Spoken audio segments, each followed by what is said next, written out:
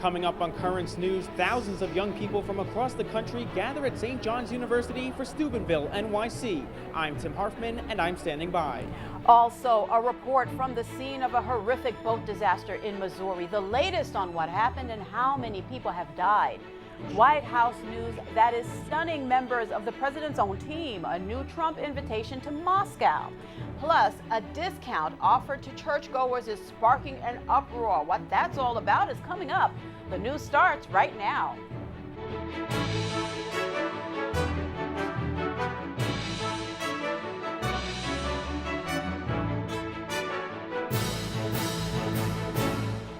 I'm extremely pumped. It's my second year here.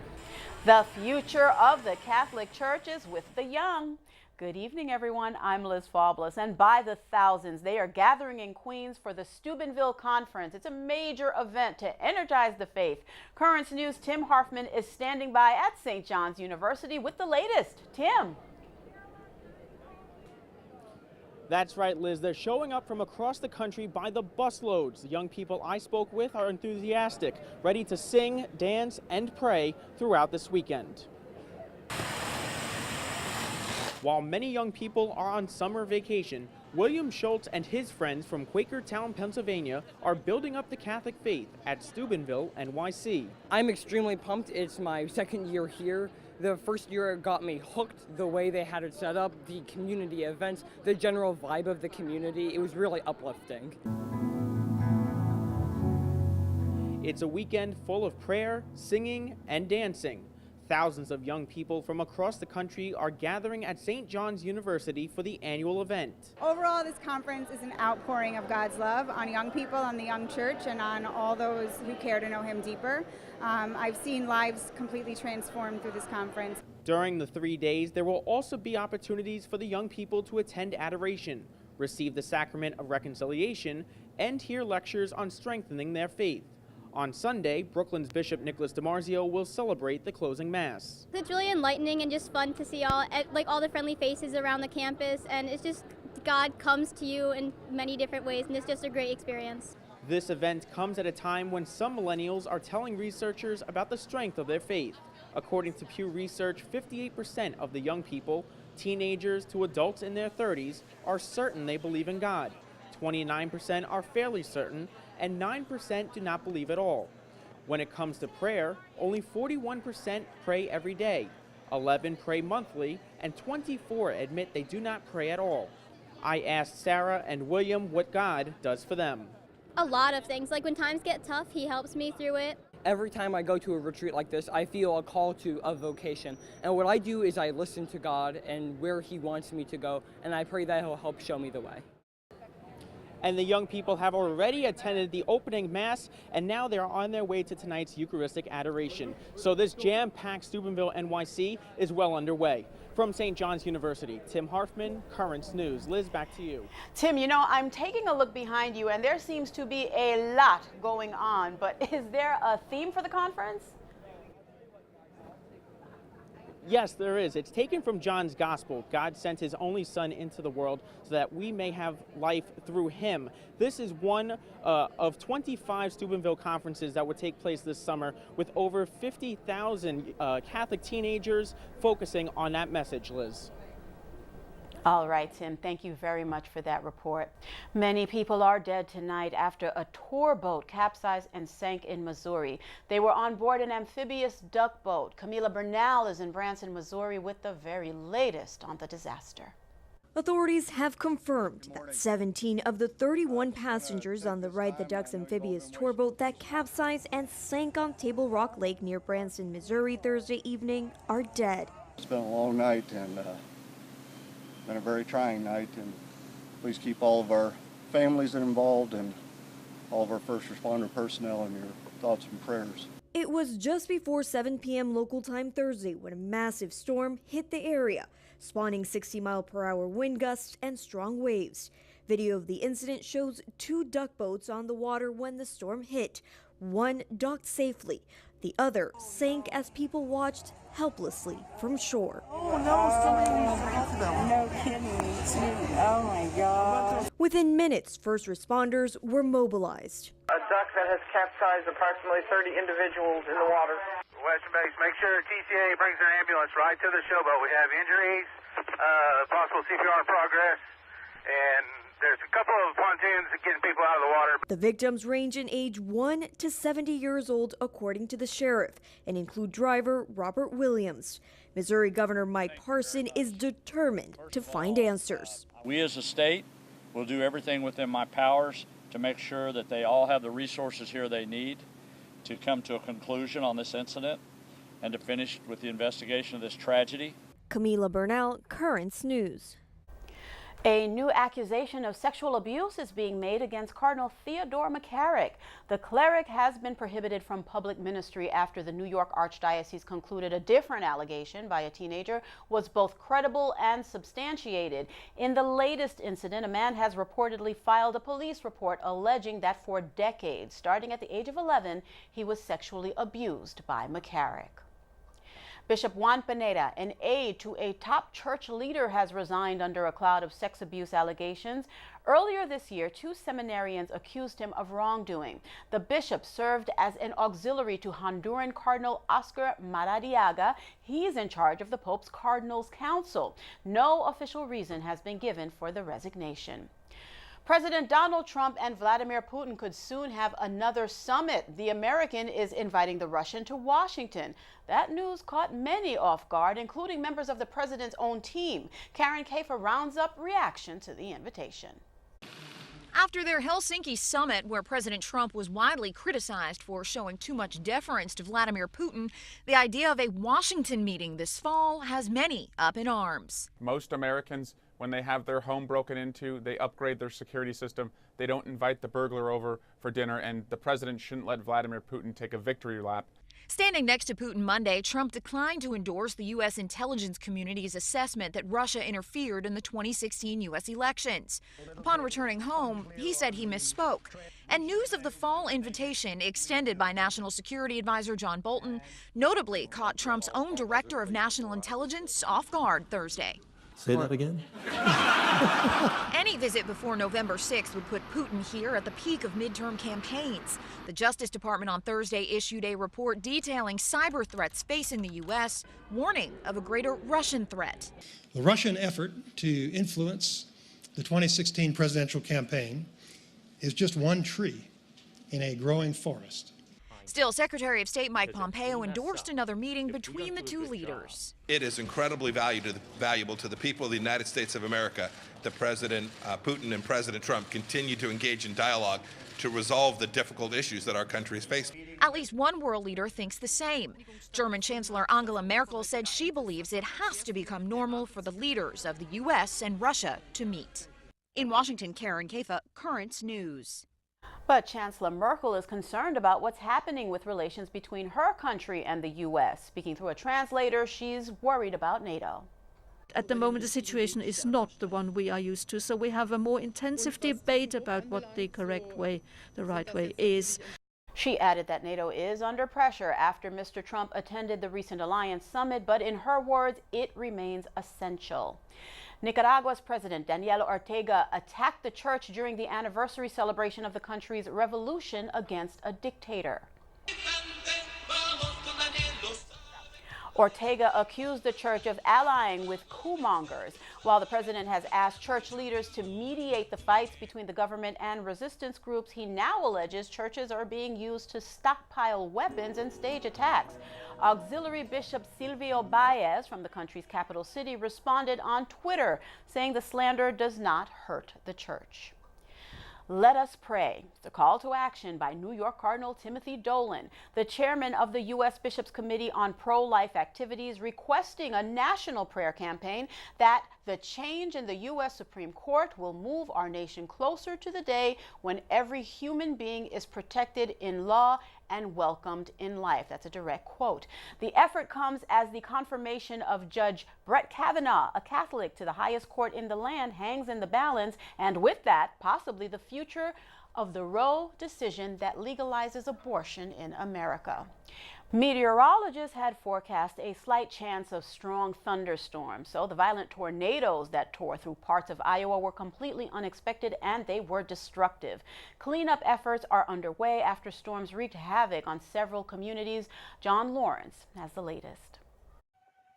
Several tornadoes ripped into parts of Iowa Thursday afternoon. This one went right over our house. Right over our house. And then there's a full-fledged tornado over there north of Bondurant.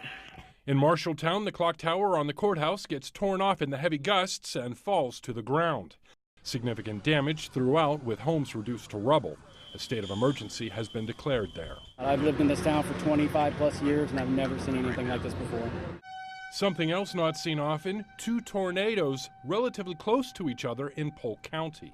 Pella, in the southeast part of the state, was also pounded. The Vermeer Corporation says a number of its facilities were struck, while a few hundred people were on hand to celebrate a 70th anniversary event at the site. We have lots of disaster recovery systems and processes in place. All of our team members were in shelters when that hit. We certainly are going to rebuild, and we're going to come back stronger than ever. Despite the damage, officials say they will rebound.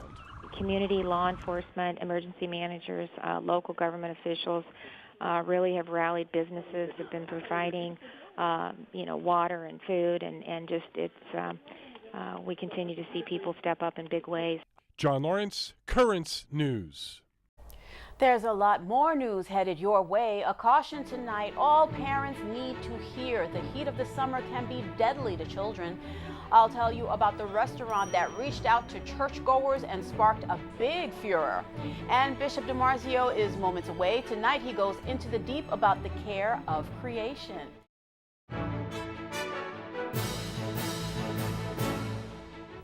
A tale of caution for parents this summer. Do not leave children in the car in this heat. 2 young boys under the age of 4 were left in a car in nearly 80-degree weather in Connecticut. Now, by the time first responders arrived at the scene, the kids were out of the car, but it was too late. One of the boys died from the exposure to the intense heat. Neighbors hearing the story are heartbroken. Couldn't even imagine the kind of pain. No human should have to go through that. My prayers are with the kids. The other young boy is still hospitalized but expected to recover. According to the organization Kids in Cars, 26 children have died from heat stroke in a car this year. A case of Christian kindness gone awry. A restaurant in Ohio called the Starters Cafe came up with the idea of offering a discount to churchgoers, but now they are facing possible legal issues over that practice. Orders up! We just kind of came up with like, start your day, you know what I mean? Starters. What they've started is a controversy. This was the furthest thing from my mind when we came up with this idea. Justin Watson opened the restaurant about 7 weeks ago. He said all he was trying to do was stir up some business. Instead, he stirred up a hornet's nest with a discount offer to any church. Any congregation, any religion, any area, whatever, as long as you brought me a church bulletin, I would give you 10% off of your meal for the day. And seemed pretty simple. Yeah, it seemed pretty simple, and here we are. Justin says he got angry comments from some saying he was discriminating against non-religious people. Someone passed along a form letter from the organization Freedom from Religion. It told people to alert the owner to the illegality of the practice. Jim Helton with American Atheist says it's not always clear-cut, but he agrees. A lot of the answers in these cases is it depends. In this case, it was illegal because it was only offering to churches. But it's not a consensus. There are discounts for other organizations. What's wrong with giving it to churchgoers? I don't think there's anything wrong with that. Jason Philbaum is an attorney and a former prosecutor. The law prohibits discrimination, and in this particular case, he's not denying service. He's offering a discount if someone does something specific, like bringing in a church bulletin. She's a problem. To be on the safe side and to open the offer up to even more people, Jason has changed it. Now we're just offering on Sunday from noon to 4, 10% for everybody. Mr. Watson says he has also sent out an apology letter. Catholics in the Diocese of Brooklyn care, and the biggest proponent of that is the Bishop of Brooklyn, Nicholas DiMarzio. In tonight's Into the Deep, the bishop discusses one topic Catholics should pay special attention to: our Mother Earth. Ed. Thank you, Liz. With all the talk about global warming and the environmental issues, we thought we'd talk today to Bishop DiMarzio about how the church fits in with those concerns. So, Bishop, recently you and the diocese signed on to a concern paper, I guess, about the church being more involved with the care for creation and the environment. What led you to sign on to that? Well, again, the whole encyclical Laudato Si of Pope Francis talking about our concern for the environment. There was a movement of getting dioceses to commit to this covenant. It's called the Catholic Covenant for the Environment. So Catholic organizations is committing to say we do whatever we can to improve the world in which we live, the earth that is that we inhabit. So in our own diocese, we are starting and investigating so we can bring it out in larger things, the whole issue of solar panels, which will save energy and help the environment, taking advantage of the sun. In our climate up here, it's still very possible. We have the sun enough days, even in the winter, that it could be helpful. It would use less fossil fuels. So I think we have to recognize that. And we're looking at the lighting in the churches, the different kind of lighting that doesn't take as many wattage. So all of these things, everything can help, conserving of water, not wasting water, recycling whenever possible. So these are the things that we have to recognize as everybody's effort to improve the environment. There seems to be a little bit of a controversy or a debate on whether or not this is just a natural phase of the weather, or is this something that's man-made because of the way that we waste things and use certain materials? Well, I think the one thing that I'm convinced of is that when you look at the ozone layer that's being systematically diminished, I think that's a pretty good clue that something is wrong. We have never seen, at least historically as much as we have, that the polar caps where the ozone keeps the environment from heating up too much is being diminished because of the use of fossil fuels. So the 8 billion people in the world, we never had that many people till now, and the use of all the fossil fuels, the carbon emissions, et cetera, et cetera. So that convinces me. There are many other things that you could be debated. Science has to prove things. You just don't. I said, do you believe in climate and the diminution of the climate? Well, I have to believe. You prove it to me. It's not a matter of belief. It's a matter of scientific proof. So the things that can be proven, I think we have to take seriously, and we have to do something to change it. President Trump, of course, pulled the United States out of the Paris Climate Accord. Do we have a position on whether or not we should be part of that or not part of that? He said it was for economic reasons, that we can't pay the freight for the whole world to do this. That's what he said, and it could be true. That may be part of what it is, but the fact of the matter is that we don't do anything. We are only contributing to the diminution of the environment. So I think we do need to, even if we're not going to be part of that accord, the way it was set up, we can certainly still do the things that are necessary. Some of the policies and actions I would probably agree with, but we do need to find ways to improve the environment. In the accord, out of the accord, it doesn't make any difference. We need to do something. And the Holy Father, of course, has become famous for Laudato Si, but actually it's been consistent with some of the teaching of previous popes. Yeah, it's basically building on. I mean, not that he gave a whole encyclical, which never was done before, but clearly this is a priority for the Holy Father. Great. Thank you, Bishop. Part of the consistent teaching of the Church. Liz, back to you. Thank you, Ed, and Bishop DiMarzio, as always, for that insight. A 19-year-old who kept his faith through a life filled with suffering is being made a saint. Nunzio Sulpicio was a young Italian man who lost his parents and grandmother by the age of 9.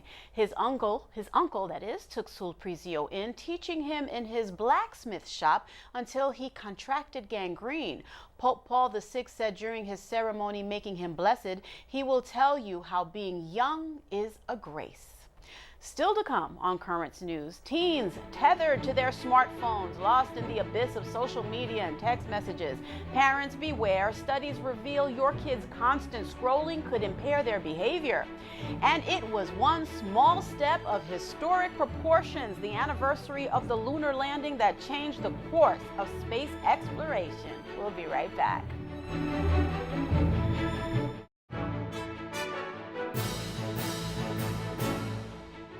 It's one small step for man, one giant leap for mankind. 49 years ago today, Neil Armstrong describing the moment he and fellow astronaut Buzz Aldrin took the first steps on the moon's surface. Millions around the world tuned in to watch as the Apollo 11 astronauts kangaroo hopped, as they called it, across the Sea of Tranquility. Now, during this first visit, the astronauts remained within about 100 meters of the lunar module, collected about 47 pounds of samples, and even took an interplanetary phone call from then President Richard Nixon. They spent about 21 hours on the moon, marking what is arguably the most historic moment in space exploration.